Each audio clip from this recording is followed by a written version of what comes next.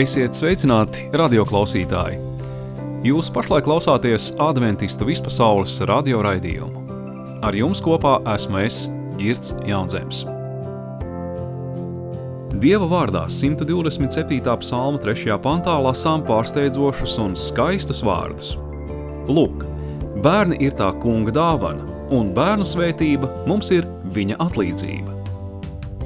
Tuvojoties starptautiskajai bērnu aizsardzības dienai, šodien raidījumā par ikdienu un vērtībām, dzīvojot ticīgā ģimenē, Brigita Avišāne sarunājas ar 7 draudzes bērniem – Jūliju, Jēkabu, Līnu, Elīzu, Emīliju, Patriku un Tomasu. Vai bērni jūtas droši un pasargāti? Kā Dievs un ģimene palīdz pārvarēt dažādus kārtinājumus un izdarīt pareizās izvēles? Ieklausies sirsnīgajās, patiesajās un reizēm pārsteidzoši dziļajās bērnu atbildēs par ticību, mīlestību un savstarpēju saprašanos ģimenē un sabiedrībā. Patīkamu klausīšanos!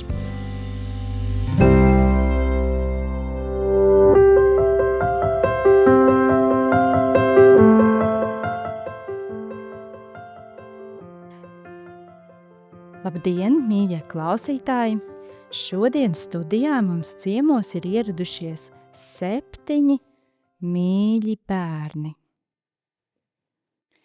Salamana pamācībās 14.26 ir rakstīts: kas to kungu bīstas, tam pieder drošs cietoksnis, un arī viņa bērni būs tur pasargāti. Šodien mums studijā ir ieradušies 7 mīļi pasargāti bērni un jaunieši. Iepazīsimies. Kā tevi sauc? Jūlija. Un cik tev ir gadi? 5. Tevi sauc? Mani sauc Jākaps. Un cik tev ir gadi? 5. Mani sauc Līna, un man ir 20 gadi. Mani sauc Elīza, un man ir 13 gadi. Mani sauc Emīlija, un man ir 14 gadi. Mani sauc Patriks, un man ir 21 gads. Mani sauc Tomas, un man ir 16 gadi. Mēs priecājamies jūs visus šeit redzēt, un mēs zinām, ka jūsu vecāki dzīvo cietoksnī, jo viņi ir dievbijīgi. Un mēs vēlētos ar jums aprunāties, kā tas ir, vai šis cietoksnis jums ir palīdzējis augt un veidoties. Un tāpēc es vēlētos jums jautāt. Pirmkārt jau piedzimt ticīgā ģimenē nozīmē arī piedzimt visas plašās pasaules draudzes ģimenē, kas ir, manuprāt, liela svētība. Bet kā lielu ieguvumu es redzu arī iespēju piedzīvot debesu eņģeļu klātbūtni mājās, jo mēs dzīvojam tādā laikā, kad daudzi cilvēku sirdīs mīlestība pamazām izdziest, un mīlestība jau ir ģimenes pamats. Tāpēc es to uzskatu ļoti svarīgi uzturēt ciešas attiecības ar Jēzu un pateicos, ka ģimene ir liels palīgs šajā ziņā. Kuri noteikumi dod tev drošību? Katrā ģimenē ir kādi noteikumi. Varbūt ir jāatrodas mājās kādā noteiktā laikā, vai nedrīkst bez pateikšanas, bez ziņošanas kaut kur palikt. Padomājiet par tiem noteikumiem, kuri ir jūsu ģimenē un kuri no tiem jums dod drošību. Varbūt tas ir kaut kas tāds, ko jums ir mācījuši vecāki, ko jūs nedrīkstat darīt pie galda, vai ciemosējot, vai skolā esot. Kuri no šiem noteikumiem jums īstenībā nav kā ierobežojums, bet kā tādas smārgas, lai jūs nekur neiekrītat? Vai jūs vecāki jums ļauj, piemēram, lietot kaitīgas vielas? Emīlija. Mūsu ģimenē nevarētu teikt, ka ir noteikumi, bet tādi principi, kas ir rakstīti Bībelē, pēc kuriem mēs cenšamies dzīvot, un zinot, ka tie nav cilvēku izdomājumi, kā vajadzētu dzīvot, bet pašu Dievu mūsu radītāju, kurš vislabāk mūs pazīst, tas man dod drošību, un es jau no bērnības esmu dzīvojusi vidē, kur man īsti nav tādu iespēju kādās sliktās situācijās nokļūt, pieņemsim. Es mācos attālināti kristīgā skolā, un man visi draugi ir arī kristieši no adventistu vidus, un arī viņi cenšas dzīvot pēc tādiem pašiem principiem kā es. Patrik, tev noteikti kā puisim, aktīvam puisim, nereizi vien ir bijis noteikti jādzird, ka māmiņa vai tētis kaut ko saka, to tu nedari, vai to tu neaiztiec. Vai tu vari padalīties ar kādu situāciju, kur varbūt tev pat tajā brīdī likās tas ir ierobežojums, bet tagad tu redzi, tā ir man par svētību? Tas, kas vispilgtāk nāk atmiņā, ir, ka mamma vienmēr ir teikusi, ka, ja kāds piedāvā smēķēt vai lietot alkoholu, tad vajag vienkārši pateikt stingri nē un doties projām. Un, kad sāku mācīties tehnikumā, lielākā daļa no kursa biedriem gan smēķēja, gan lietoja alkoholu un, protams, arī piedāvāja man. Un tas, ka man no mazotnes tas ir mācīts, ka tā nedrīkst, ka tā ir slikta lieta, tad tas man deva arī tādu kā atbalstu, pret ko balstīties, kad kārdinājums nāca virs. Un manuprāt, ir svarīgi nevis vienkārši pateikt, ka tā nedrīkst, tāpēc, ka es tā teicu, bet tā ar pamatojumu, ka tā nedrīkst, jo tas dara tā, un tas ir slikti, tāpēc, ka, jo, ja vienkārši pasaka, ka tā nedrīkst, tāpēc, ka es tā teicu, tad bērniem un jauniešiem ļoti vien gribas pārkaut uzreiz. Jā, paldies, Patrik. Tomas, arī tu esi puisis, aktīvs zēns, vai tu vari padalīties ar kādu pamācību, ko tu esi saņēmis no māmiņas vai tēta, kuru tev pat varbūt ir gribējies pārkāpt, neievērot, bet tagad tu saproti, cik labi, ka viņi man to nav ļāvuši? Bērnībā ir bijušas daudzas situācijas, kur ir bijusi vēlme darīt kaut ko pa savam prātam, bet, protams, ir bijuši vecāki, kuri ir devuši savus ieteikumus no savas pieredzes, kas, protams, ir aizvedis līdz labākam rezultātam un, iespējams, neesmu tad attiecīgi pieļāvis šo kļūdu. Vai tu vari pieminēt kādu konkrētu gadījumu, vai tas ir saistīts ar kādu uzvedību, vai kādu vārdu lietošanu, vai dienas ritējumu? Kas tev nāk tāds pirmais spilgtākais prātā? Kaut vai vienkārša lieta kā braukšana ar riteni ar ķiveri. Esmu braucis arī pa meža takām, tā kārtīgāk, un ir bijušas situācijas, kad nokrīt, un ir bijušas traumas, bet ķiveri ir palīdzējis, pasargājis, un tomēr tā ir arī kaut vai sīka, bet svarīga lieta. Tu arī vari apliecināt to, ka sākotnēji tu negribēji to vilkt. Sākotnēji es to vēlējos vilkt, tāpēc, ka vecāki iemācīja, taču vēlāk augot, pamanīju, ka, teiksim, citi bērni nevelk, pašam likās arī dažreiz ērtāk, bet, braucot garākas distances, gan saprat, ka tomēr īgi to valkāt. Jā, tas skan līdzīgi kā Ebrejiem 12.11, kur rakstīts, bet katra pārmācība tai acu mirklī nelieks mums par prieku, bet par bēdām. Tomēr vēlāk tanī vingrināties dod taisnības miera augli.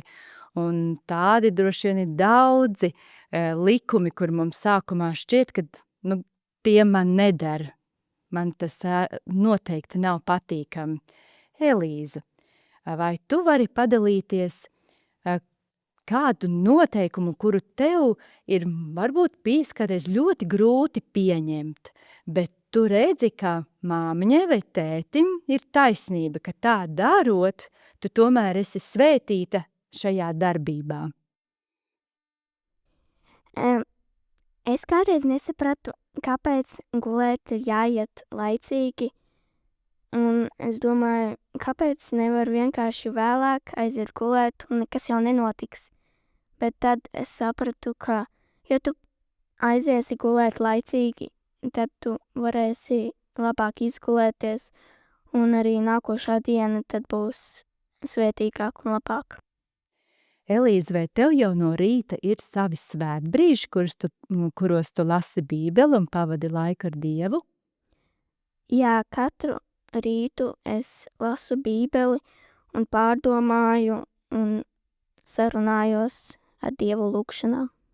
Kā tu domā, Elīze, vai ja tu aizietu ļoti, ļoti, ļoti vēlu gulēt, tu varētu no rīta pavadīt laiku ar Dievu? Gan jau nevarētu, jo tad es nevarētu, protams, laicīgi piecelties, un tad iespējams arī kavētu skolu, un tad jau man nebūtu laika svētbrīdim. Jā, cik labi, ka māmiņa tev ir iemācījusi. Patrika, arī tu vēlējies padalīties vēl par kādu pieredzi, ko tu esi iemācījies. Tas, ko es sākumā nesapratu, bija, kāpēc ir jāievēro sabats. No mazotnes mēs jau to kā ģimeni ievērojām, taču man tas nelikās pieņemami, jo es gribēju darīt sabatā savas lietas. Vecāki teica, ka nedrīkst darīt savas lietas, kad bija jāiet uz draudzi, bija jāpavada laiks ar ģimeni, nevarēja tik daudz izmantot telefonu, datoru un tādas lietas. Bet tagad pieaugot un izveidojot arī attiecības ar Dievu, es saprotu, cik ļoti svarīgs ir sabats īstenībā mūsu veselībai, mūsu attiecībām ar debes tēvu, un ka tas patiesībā ir brīvība, nevis ierobežojums, jo atpūta ir ļoti svarīga, it sevišķi sabatā. Jā, paldies, Patrika, ka tu to uzsver, ka patiešām mēs redzam, ka tas, kas ir Dieva baušļi, tie ir mūsu brīvības un laimes tāds avots, kaut arī tai grēcīgajai dabai reizēm šķiet, ka tas absolūti mūs ierobežo vai kā citādi dara mums pāri. Es vēlētos jums visiem jautāt, kas tad ir tie notikumi jūsu ģimenē, par kuriem jūs kurus jūs labprāt gaidāt, kuri ir notikuši un kurus jūs palīdzat varbūt pat veidot. Jēkab, kas ir tavi mīļākie notikumi tavā ģimenītē? Braukt uz sapulcīti. Kurās dienās tu brauc uz sapulcīti? Sabatā. Cik jauki, ka tev patīk. Kas ir pats mīļākais, ko tu dari sabatā sapulcītē? Es nodarbību. Tu ej uz nodarbību. Ko tu dari? Tu dziedi dziesmiņas? Un bībeles pantus. Skaiti bībeles Jā. pantus? Jā. Tu katru sabatu mācies jaunu bībeles pantu? Jā. Kurš tev to māca? Mamma. Jūlija, kas ir tavs mīļākais notikums ģimenē? Varbūt jūs kā īpaši svinat kādus svētkus? Braukt uz jūru. O, vai tu brauc uz jūru vasarā vai ziemā? Vasarā. Kādreiz arī ziemā? Ne. Nē. Kas ir pats skaistākais, kas tev patīk jūrā? Peldēties. Vai tava mammīte, tētis, brālis un māsiņa visi brauc uz jūru peldēties? Tikai mamma ar mani. Mazo brāli, mazo māsu. Jā, tētim ir jāstrādā. Nu, tas ir brīnišķīgs notikums, kamēr tētis strādā, ka jūs varat aizbraukt uz jūru. Un ko tu dari kopā ar tēti? Kas ir tāds notikums, ko tu dari kopā ar tēti? Braukt uz baletu. Tu trenējies? Vai ir kādas pozīcijas, kuras tu jau māki uztaisīt baletā? Pagats tiltiņā pacelt kāju. Brīnišķīgi, tad tevi debes tēvs ir radījis ļoti lokanu. Mēs varam pateikties par to, ka tev ir tik vingras kājas un rokas, ka tu vari uztaisīt gan špagatu, gan tiltiņu uztaisīt. Vēl noliek galvu tiltiņā. Pat noliekt galvu vēl tiltiņā. Tev ir brīnišķīga ģimene. Paldies, Jūlija! Tagad padomāsim par to, kā jums nav un kāpēc jūs to negribētu.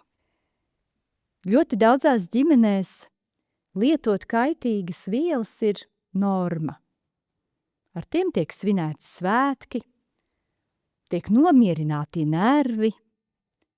Vai kāds no jums varētu padalīties par to, vai jūs esat vispār domājuši kādreiz, cik labi, ka manā ģimenē tā nav?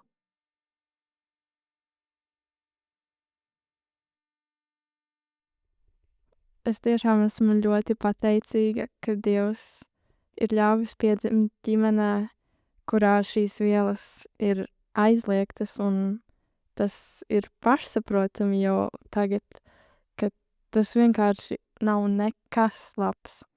Jo redzot cilvēkus visapkārt, cik dziļu ļaunu iespaidu tas atstāja uz prātu un cilvēku veselību, manuprāt, tur nervi nekā nevar nomierināties, tie tikai uzbudinās. Un tas nozīmē, ka mūsu saikne ar Dievu arī kļūst vājāka, un es nekad mūžā to nevēlētos piedzīvot brīdi, kad es nevaru normāli apzināti pieņemt kādu lēmumu. Jā, paldies. Tātad tās mazās lietas, kuras tiek uzskatītas sabiedrībā tomēr par normu, mūs var atšķirt no Dieva. Kurš no jums vēl vēlas padalīties par šo? Patrik, lūdzu. Es esmu Dievam ļoti pateicīgs, ka man arī ģimenē netiek šādas vielas lietotas, jo, kā arī pētījumi dažādi liecina, bērni, kuru ģimenē tiek lietotas, tiek smēķēts vai lietots alkohols, viņi arī to darīs tad, kad viņi pieaugs. Un es par to esmu pateicīgs, ka tas man arī devis vēlmi to nedarīt. Un tas arī tālāk būs manā ģimenē kā viens liels noteikums, ko arī Dievs ir pavēlējis, kad apreibinošas lietas netiek lietotas, jo tas ieaicina ļaunos eņģeļus mājās un tur lietojot šādas vielas nodot savu prātu un kalpošanu sātanam. Jā, es arī pievienojos pārējo teiktajiem. Es vēlējos papildināt, ka runājot par svētkiem, kad tajos tiek lietots alkohols, ja tu nespēji priecāties bez alkohola, tas nav īsts prieks. Tu vienkārši apmulsini savu prātu, tā varētu teikt. Un tas, ka tiek lietots alkohols, lai nomierinātu nervus, nav pareizākais veids, jo Bībelē arī rakstīts, ka lūgšana ir tiešām tas pareizākais un veselīgākais veids, kā zināt, ko darīt un kā iegūt patiesu mieru, ko pasaule nevar dot. Jā, paldies. Jēkabiņ, kā tu domā, vai tu būtu priecīgs, ja tava ģimene, piemēram, smēķētu? Nē, Kāpēc nē? jo tas ir kaitīgi. Vai tu arī izvēlies nesmēķēt nekad savā dzīvē? Jā, es vēlos. Nu, mēs par tevi lepojamies par tavu drosmīgo izvēli, ka tu nekad nelietos vielas, kuras kaitēt var tev. Vēl piebilstot par alkohola tēmu, manuprāt, noteikti jā, šis prieks, ko iegūst no alkohola, tas nav patiesa prieks, jo galu galā galva un domāšana ir vissvarīgākā, manuprāt, vissvarīgākā lieta, kas mums ir. To ir nepieciešams uzturēt, trenēt, un attiecīgi izmantojot alkoholu, tā tiek notrūlināta. Ja vienkārši to atdod savu paša iespēju veikt apzinātas rīcības, kas var tev palīdzēt nākotnē. Un līdz ar to arī cilvēki tādās situācijās mēdz veikt ātras neapdomātas rīcības, kas arī, protams, noved līdz vai nu mazāk, vai nu vairāk negatīvām sakām. Jā, es to varu lasīt arī Salmana pamācības 10.27. Tur rakstīts ir: tā kunga bijāšana vairo cilvēka dienas, bet bezdīvīgo gadi top saīsināti. Un mēs to arī redzam cilvēku dzīvēs, ka tur, kur nav šī Dieva atziņa un kur nepieturās pie tā, ko Dievs ir atklājis, to gadi tiek saīsināti un to gadi ir ļoti mokoši un posta pilni. Elīza, vai tu vari lūdzu padalīties, kuri notikumi tevi iepriecina tavā ģimenē? Vai tie ir kādi svētki vai kādi citi mirkļi, kuri tev tik ļoti ir silti pie sirds? Mani iepriecina, ka varu kopā ar ģimeni doties uz draudzi un kalpot Draudzē es piedalos muzikālajā kalpošanā, lasu bībeles pantus, palīdzu ievākt ziedojumus. Man patīk arī tie brīži, kad esmu kopā ģimenes svētkos, jo tad mēs esam kopā arī ar vecmāmiņu un brāli. Tad mēs jauki pavadām laiku, spēlējot galda spēles un kopā sarunājoties. Paldies! Man arī viena no mīļākajiem brīžiem kopā ar ģimeni ir, kad mēs varam atrast laiku viens otram un kopīgi uzspēlēt kādas galda spēles. Un, manuprāt, es esmu tā, kas cenšas visus šo aicināt. Un tā kā man jau brāļi un māsas ir izauguši, ir jauki, kad viņi brīvdienās atbrauc pie mums ciemos, un tad tiešām mēs kopīgi varam pavadīt laiku. Kristīgā ģimenē īpaši piedomā pie tā, lai savā starpā būtu mīlestība, kādu Kristus aicina. Mīlestība savā starpā. Un tas izpaužās gan vārdos, gan darbos, gan attieksmē. Vai jūs varētu lūdzu padalīties, kādu attieksmi jūsu vecāki māca jums ievērot pret citiem bērniem, jauniešiem, citiem cilvēkiem? Vai lamu vārdi tiek atbalstīti jūsu ģimenē, kā risinājums dusmīgiem brīžiem? Kā ir tevi, Jākab? Vai tev māmiņa māca teikt paldies un lūdzu? Es jau pats iemācījos. Jauki. Vai tu to arī lieto, vai tu vienmēr saki paldies, ka tu kaut ko saņem? Jā, vienmēr saku. Jā, un kādus vārdus vēl tev patīk teikt, lai citi ir priecīgi? Vai tie ir tādi dusmīgi vārdi? Nē, visu labu. Labdien. Tu sveicināt mācies ģimenē? Jā, Jā. Un Jūlija, vai tev māmiņa māca teikt lūdzu un paldies? jā, Vai to drīkst teikt tikai tad, kad gribās, vai to ir jāsaka vienmēr, kad tu kaut ko saņem? vienmēr. Tev tā izdodas? Jā. Vai cik lieliski? Vai tu māki arī pateikt lūdzu iedod man? Jā, Vai tu tā māci arī savam mazajam brālim? jā. Tas ir jauki, Jūlija. Kā ir ar jums lielajiem jauniešiem? Vai kādreiz ir bijis kārdinājums kaut kur ausī, kas skan kaut kādi lamu vārdi, un jūs izdarat apzināti izvēli? Nē, es tos nelietošu. Pamatskolā ir tāda ļoti liela tendence visiem jauniešiem ļoti daudz lamāties. Un, kad es gāju pamatskolā, man vecāki, protams, jau no mazotnes mācīja, kad lamātas nedrīkst lietot, ka ir jābūt pieklājīgam. Un es gribēju līdzināties citiem klases biedriem. Un, protams, es arī sāku lamāties. Un tam man bija tādas divas dzīves. Bija skolas dzīve un bija mājas dzīve. Mājas dzīvē es nelamājos un uzvedos pieklājīgi, un skolas dzīve bija tā, kur līdzinājos visiem pārējiem. Un tad vienā dienā mamma bija atbraukusi laicīgāk uz skolu pakaļ, un viņa pieķēra, ka es lamājos. Viņa neko neteica. Viņa vienkārši teica, ejam uz mašīnu, un viņa bija klusa, un varēja redzēt, ka viņa ir vīlusies. Viņa neteica neko, ka tas slikti esmu darījis, neko tādu. Viņa vienkārši klusām braucām mājās, viņa bija ļoti vīlusies, un no tā laika es vairāk nelamājos. Kaut arī es vēl gāju pamatskolā pēdējo gadu kursu, jo klases biedrs redzēja atšķirību, bet no tā brīža es vairs nelamājos, un es arī nolēmu to vairs nekad nedarīt, un audzināt arī savos bērnos, ka tā nevajag darīt. Jo tas uzreiz sagrauj raksturu.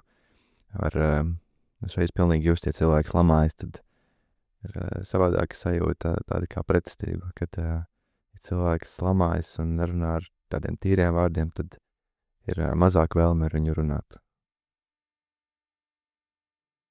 Jā, tas nozīmē, ka vārdi, kurus mēs izsakām, iespaido gan mūsu pašus, gan mūsu attiecības. Jā, arī es esmu piedzīvojusi, ejot skolā, ka šie vārdi ir patiešām lipīgi, kaut arī tos nevēlētos es pieņemt.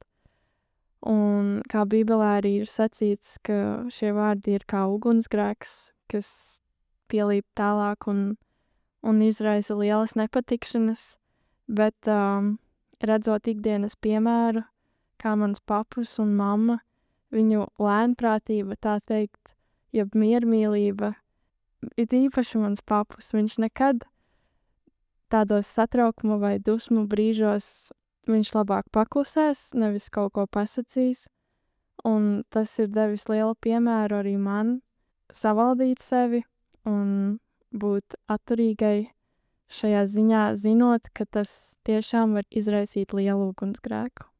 Dzīvojot kristīgā ģimenē un būt kompānijā, kur arī ir kristieši un nelieto šādus negudrus vārdus, piemēram, semeklētāju nometnēs vai nodarbībās, kur mēs kopīgi pavadam laiku, šādu vārdu netiek izmantot, un man jau tas regājas par normālu, par parastu veidu, kā sarunāties, un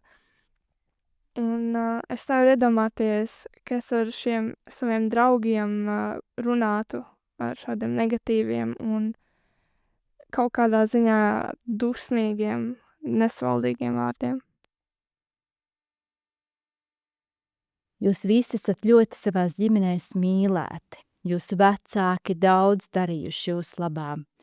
Mēs vēlētos, lai jūs padalītos ar kādu notikumu, kas jūsu dzīvē ir bijis ļoti nozīmīgs. Kāds piedzīvojums, ko jūs esat piedzīvojuši ar savu ģimeni. Tāds mīļākais notikums, ko es piedzīvoju ar savu ģimeni, bija savas un vēlāk arī savas māsas kristības. Kad es kristījos tajā pašā vietā, kur mani vecāki kristījās, tas bija Jūrmalā, un mēs bijām draudze, kas arī ir tāda savu veidu ģimene, un bija arī mana pilnā ģimene, un tas bija tik brīnišķīgi, kad saule rietāja, es tikko kristīts, pievienojos pie lielās kopīgās kristīgās ģimenes, un ka mēs varējām pavadīt laiku kopā, ēst garšīgas augļus, un tas viss piedzīvojums bija ļoti forša pieredze kopā ar ģimeni. Jākabiņ, ko tev patīk ar savu ģimeni visvairāk darīt kopā? Man visvairāk patīk ceļot. Mēs ceļojam uz Arābu Emirātiem, uz Angliju, uz Ameriku. Jūlija, ko tev patīk darīt kopā ar savu ģimeni? Man patīk braukt uz Ilģuka dārziņu un tur uztaisīt pikniku un aplēstīt augus un redzēt, kā zemenītes zied. Mēs zinām, Jūlija, ka tev vispār patīk ļoti puķīts, vai jūs ar māmiņu un brālīti un māsiņu pētat, kur Rīgā aug puķīts un zied? Jā. Kuros parciņos zied viskaistākās puķītes, ko jūs esat ģimenīt atraduši? Skaistāk zied puķītes Cēriņu dārzā. Elīza, kas ir tas piedzīvojums ģimenē, par kuru tu esi visvairāk pateicīga līdz šim? Man arī ļoti patīk ceļot. Mēs ceļojam uz Zviedriju, Lietuvu, Igauniju un arī pa Latviju. Emīlija? Mūsu ģimenē ir tāda tradīcija, ka augusta pēdējā svētdienā mēs dodamies uz jūru, jo tajā gadā, kad es piedzimu augusta pēdējā svētdienā, kas bija ugunskura vakars. Lai gan pēdējos gados šie svētki, manuprāt, viņus varētu iesaukt par svētkiem, vairs nenotiek. Mums joprojām palikuši šī tradīcija, ka mēs dodamies uz jūru un tur pavadam laiku un esam kopā un izpaudam laiku pie jūras. Mani mīļākie brīži kopā ar ģimeni un piedzīvojumi ir bijuši ārpus mājas, kas var būt jebkur dabā, un tiešām tur es izbaudu un redzu to, cik īpaši Dievs mums ir sagatavojis iepriecinājumu visapkārt, ka mēs varam tiešām baudīt un redzēt, cik viņš ir labs. Un spilgtākais, kas man nāca prātā domājot par vienu, bija, kad mēs varējām būt kopā ar ģimeni un ģimenes draugiem Valdiešu ielējās. valdieši bija kāda uzticīga ticīgo grupa, kas sekoja Jēzus ticībai un Dieva 10 baušļiem, un viņiem dēļ vajāšanām bija jādodās kalnos, lai glābtu savu dzīvību. Staigājot pa viņu takām un redzot arī, kā viņi dzīvoja, tas viss stiprināja gan mūsu garīgos, gan arī fiziskos muskuļus. Jā, piebalsoši ceļotājiem, bet man ļoti spilgts atmiņas ir no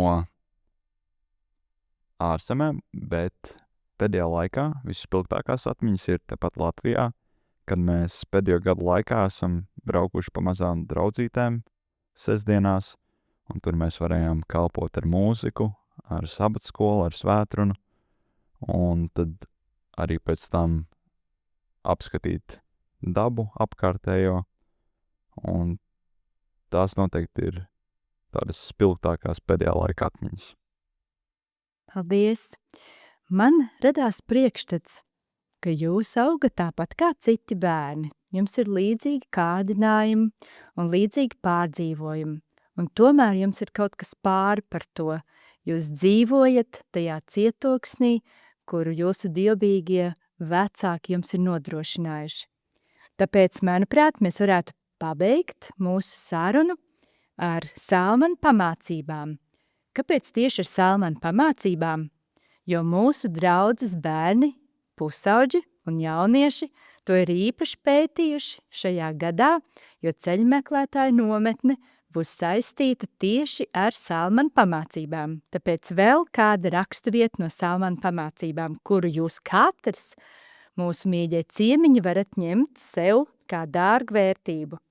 Mans bērns paklausi sava tēva pamācībai un nepamet savas mātes mācību, jo visas tās kopā ir kā krāšņs vainags tavai galvai un skaista rota tavam kaklam. Mans bērns, ja tevi ļauni grēcinieki vilina, tad nesako viņiem. Manuprāt, šajos pantos ir ielikta jūsu dzīve. Tētis un māmiņa, kuri jūs mīl un jūs pamāca, un arī brīdina, nesako ļauniem cilvēkiem un ļaunam padomam. Lai debes Tēvs svētī jūs, mūsu mīļos ciemiņus, un arī katru klausītāju, nesakot ļaunam padomam, bet turēt Dievu un Dieva vārdu kā gaismu uz saviem ceļiem.